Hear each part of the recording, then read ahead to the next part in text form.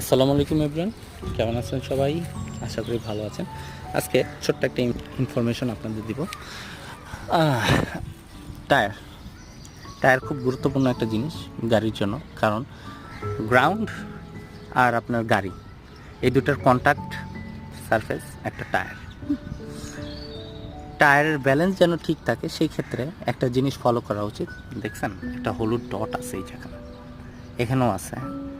আমি কোথায়, নজেল বরাবর আছে।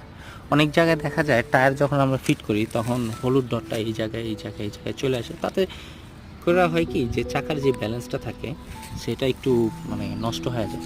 বেশি না, আহামরি না, কিন্তু নষ্ট হয়। তার জন্য আপনারা সবসময় চেষ্টা করবেন যে হলুদ ডট দেখে নজেল বরাবরে যে টায়ারটা স্থাপন করবে তাকে বলবেন যে ভাই, এই হলুদ ডট বরাবর আমার নজেল বরাবর টায়ারটা রেখে দেবেন। Thank you.